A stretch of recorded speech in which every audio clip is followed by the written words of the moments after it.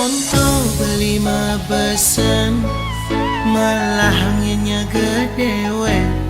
Belikan luas makalo mondok ngalien gaen di ngehang besan beline pang melahraga mekurnan depati kena degoda nyaman gegai memitra beli pasti percaya dengan ilo maboya. Nah ini Habib Al-Asli Taufiq As-Sagaf Al-Wali Al-Pentagoni, ini mohon didengarkan ini ya.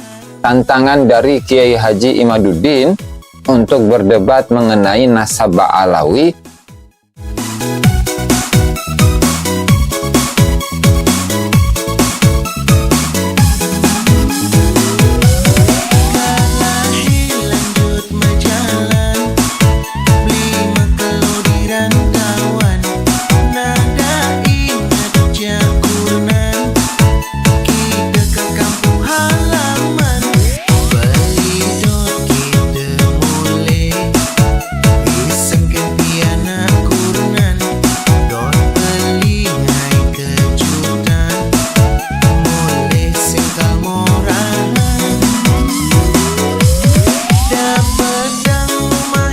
Assalamualaikum warahmatullahi wabarakatuh. Salam sejahtera untuk kita semua. Salam sejahtera untuk seluruh saudara-saudaraku sebangsa dan setanah air dimanapun Anda berada.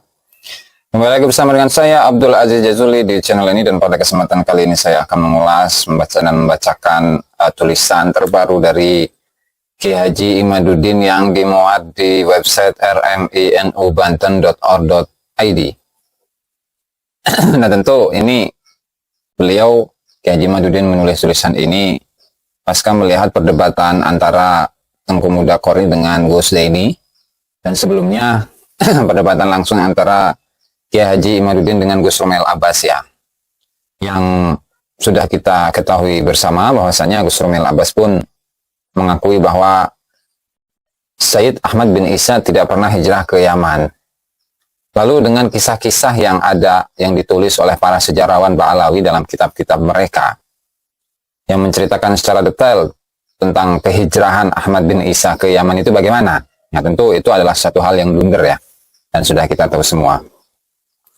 Kemudian selanjutnya, siapa Gus Zaini yang berdebat dengan Tengku Muda Qori, di mana Gus Zaini ini mengelak dan berkelit untuk tidak mau membahas nasabnya Ba'alawi. Padahal tujuan dari ilmu nasab, mempelajari ilmu nasab itu ya tentu selain kita memahami kaidah yang telah dituliskan oleh para ulama terdahulu, itu juga mengaplikasikan atau pengaplikasiannya dalam atau dari kitab-kitab nasab, bukan hanya untuk pengetahuan saja, tapi juga pengaplikasian dari kaidah-kaidah ilmu nasab sendiri. Kan begitu sebenarnya. Jadi teori yang kemudian diaplikasikan dalam ilmu nasab secara langsung. Jadi tidak hanya sekedar teori saja, tapi sekaligus pengaplikasiannya, dan itu sudah kita ketahui bersama ya. Langsung saja saya bacakan tulisan Kiai Haji Imaduddin dengan judul "Setelah Gus Zaini dan Gus Romel tidak mampu menjawab, siapa lagi korban tantangan terakhir untuk Rabithah Alawiyah?" Jadi yang ditantang saat ini adalah Rabithah Alawiyah yang diketuai oleh Al-Waliyu Al-Pentagoni Al-Habib Al-Asli Taufiq As-Sagaf ya. Ini tantangan untuk beliau tentunya ya, karena beliau yang menjadi ketum Rabithah Alawiyah. Oke. Langsung saja penulis menyaksikan debat antara Said Qori dan Gus Zaini tentang nasab Alawi. Seru dan menarik. Seperti yang penulis kira, debat itu dimenangkan Said Qori dengan telak. Gus Zaini tidak mampu menjawab pertanyaan Said Qori, apakah ada kitab sebelum Al-Burqah yang menyebutkan Ubaidillah sebagai anak Ahmad bin Isa. Pertanyaan itu tidak akan bisa dijawab, karena memang Ubaidillah bukan anak dari Ahmad bin Isa, dan tidak ada kitab yang menyebutkannya demikian sebelum abad ke-9 Hijriah. Sebelumnya Gus Romel bahkan bersepakat dengan penulis bahwa tidak ada satu kitab pun yang menyebut Ahmad bin Isa hijrah ke Yaman, seperti juga ia bersepakat sebelum abad 9 Hijriah, tidak ada gelar Al-Muhajir untuk Ahmad bin Isa. Karena memang untuk gelar Al-Muhajir dan penyematannya kepada Ahmad bin Isa itu ada pada abad ke-12 Hijriah, yaitu semenjak dituliskannya gelar tersebut oleh Habib Ahmad bin Zain Al-Habsyi dalam kitabnya Syarah Al-Ainiyah. Begitu juga dalam penentuan tahun-tahun, tahun kehijrahan, tahun kedatangan, tahun kewafatan masing-masing dari tokoh-tokoh dari Ba'alawi, itu yang menjelaskannya secara detail adalah Habib Ahmad bin Zain Al-Habsyi. Ya, sudah kita ketahui bersama juga tentang hal itu ya. Oke. Setelah Gus Rumel dan Gus Zaini, siapa lagi yang akan mengorbankan diri demi membela nasab palsu Ba'alawi? Siapapun yang berusaha bermain-main dengan retorika untuk menutupi keterputusan nasab Ba'alawi akan terjerembab ke dalam dua kondisi pasti. Pertama, mengakui dalam hati bahwa memang tidak ada sumber sezaman yang bisa menjadi dalil bahwa nasab Ba'alawi sahih. Yang kedua, terpaksa menutupi kekalahan dengan sengaja berdusta atau berretorika untuk menghindar dari mahallun niza atau inti perdebatan. Seperti Gus Rumel yang mengelak. Pertanyaan, tahun berapa manuskrip palsu Syarif Abdul Jadid ditulis? Gus Zaini pun mengelak ketika ditanya kitab sebelum abad 9 yang menyebutkan Ubaidillah adalah benar anaknya Ahmad. Sekilas nampak hujah Said Qori itu dapat diputar-putar oleh Gus Zaini dengan diksi signifikansi kitab sezaman dan siapa ulama yang mensyaratkannya. Tetapi sebenarnya banyaknya kalimat Gus Zaini itu hanya akar-akar di pinggir sungai deras dalam keadaan tiada rotan. Lalu dengan sembarangan diraih untuk menyelamatkan diri, persis seperti debat di Banten. Ia ibarat kumpulan anak bermain yang ramai suara tapi sepi dari makna. Tidak ada yang mampu menjawab. Itu ya, Kiai Haji Madudin saat debat di Banten. Kemudian menanyakan 3 pertanyaan. Yang saat itu saya yang membacakannya. Tapi tidak ada satupun dari 3 pertanyaan yang dijawab oleh pro Ba'alawi. Lalu di framing, Ba'alawi menang saat itu. Meret. Kemudian berretorika ngeles sana sini sehingga lupa dengan 3 pertanyaan awal. Ya wajar. Saya itu tidak semangat untuk debat kusir seperti itu ya. Lanjut. Inti perdebatan, mana kitab nasab abad 5 sampai 9 yang menyebut Ubaidillah sebagai anak Ahmad? Tidak ada yang mampu menjawab. Sementara kitab nasab abad ke-6 dengan tegas menyebut Ahmad bin Isa tidak mempunyai anak bernama Ubaidillah.